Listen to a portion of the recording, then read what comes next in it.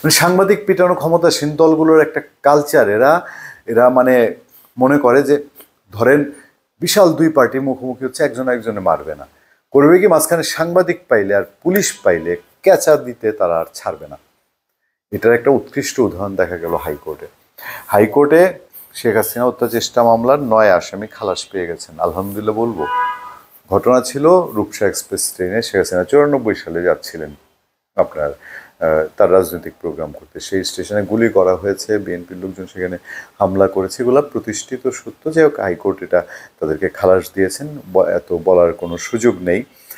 সেই লোকজন ঈশ্বরদী থেকে ঢাকায় আসছে, হাইকোর্টে মামলা রায় হবে। এখন তারা ক্ষমতাসীন দল, তারা তাদের রায় হবে, তারা হাইকোর্টে আসছে।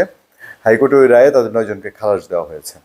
ওই মামলা 94 সালের মামলা। হোয়ারেজ দেখেন 96 আওয়ামী লীগ ক্ষমতায় ছিল, ক্ষমতায় থাকা অবস্থায় তারপরে আরো 17 বছর ছিল।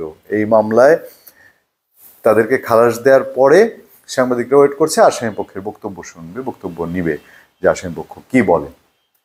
সেই সময়ে বিএনপির সখানেক লোকজন, বিএনপির চেয়ারপারসন উপদেষ্টা হাবিবুর রহমান হাবিব তার নেতৃত্বে এবং ঈশ্বরদীর লোকজন, তারা বিএনপিতেও বিএনপি কার্যনির্বাহী কমিটির লোক আছে, জানতেন লোক না যে সব শুধু ঈশ্বরদী বিএনপির তা না, ঈশ্বরদীর সাবেক মেয়র টেয়র সহ তারা মোটামুটি আওয়ামী লীগ, সাংবাদিকদের আওয়ামী লীগ ভাবছে কিনা আমি জানি না। ওরা তো এখন কথায় কথায় যে কোনো কিছু হইলেই বলবে এরা আওয়ামী লীগের দোষর, এরা ফেসিবাদের দোষর। নিরপেক্ষ থাকার আপনার কোনো সুযোগ নেই, আপনি বলতে পারবেন না তোমরা ভুল করছো। করছে হাউকাও, ওই যে সাংবাদিকরা ব্রিফিং নিবে সেখানে হাউকাও ক্যাচর মেচর একটা শুরু করছে, সাংবাদিকদেরকে বলছে ভাই একটু থামেন, আমাদের কাজ করতে দেন। গায়ে তো লাগবে কেন? এখন তো বাংলাদেশের সরকারি দল দুইটা, একটা হচ্ছে বৈষম্য বিরোধীরা, আরেকটা হলো বিএনপি, আবার কিছু কিছু জামাত, তিনটা, ভুল বলছে, আর এটা তিনটা আর কি। তো ওদের আপনি খারাপ ব্যবহার করলেও তো জেলে যেতে হয়, ঘটছে না বৈষম্য বিরোধী ছাত্র আন্দোলনের সঙ্গে নাকি খারাপ ব্যবহারের অভিযোগ করে জেলে দেওয়া হয় এখন। তো এখন বিএনপির কেন গিয়া রিকোয়েস্ট করলো যে আপনারা হাউকাউ করেন না। জাভেদ আখতার, এটিএন নিউজের সিনিয়র রিপোর্টার, একটা নির্মল ছেলে, বিশ্বাস করবেন না, একসঙ্গে কাজ করেছি দীর্ঘ প্রায় 4টা বছর।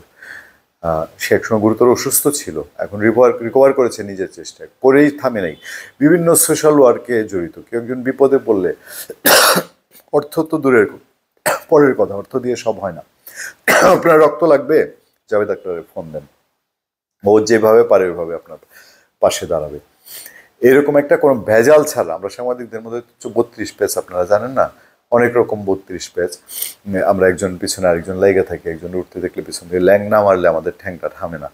তো জাভেদ আখতার এরকম না, সেই ছেলেটারে তারা পিটা ইসলামী ব্যাংক হাসপাতালে পাঠালো। এই বিএনপি দিয়ে আপনি কি আশা করবেন? তার বলতেছে না, আমি বারবার ক্ষমতাসীন দল বলতেছি, কেন বলতেছি? বডি ল্যাঙ্গুয়েজ বিএনপির তৃণমূলের কিছু লোক, আমি তো বলি সব সময় যে এটা দলটারে না ডুবায় না পচায় শেষ না করে ঘরে ফিরবে না। ছিল তো হাইব্রিড, খোঁজ নিয়ে দেখেন আওয়ামী লীগের সময় এরা সবচেয়ে সুবিধাভোগী ছিল। সেই লোকগুলো এখন বিএনপির হাইকমান্ড যত রিকোয়েস্ট করে আর যেন তত আরো বাড়ে দিয়ে এখন এমন একটা অবস্থা বিএনপিরে ফেলছে, আগামী নির্বাচনে এদের কপালে কি আছে আল্লাহ তাআলা জানে। যাই হোক, এই অবস্থার মধ্যে এই হাইকোর্টে অ্যানেক্স ভবনের সামনে ঈশ্বরদী থেকে এসে সাংবাদিক পেটানো যাবে না। এই খবর, এই যে দেশ বিদেশে এর আগে আওয়ামী লীগদের যারা নাকানি চুবানি খাওয়াইছে, এই যে ডেমোক্রেসি ওয়াচ, সাংবাদিকদের বিভিন্ন সংগঠন, জাতিসংঘ, আমেরিকান বিভিন্ন সংস্থাতে, এইসব খবর তাদের কাছে এখন যাবে না। তারা কি বলবে? ধন্যবাদ সবাইকে, ভালো থাকবেন, সুস্থ থাকবেন। আপনাদের সাথে আমি আতিক রহমান পূর্ণিয়া।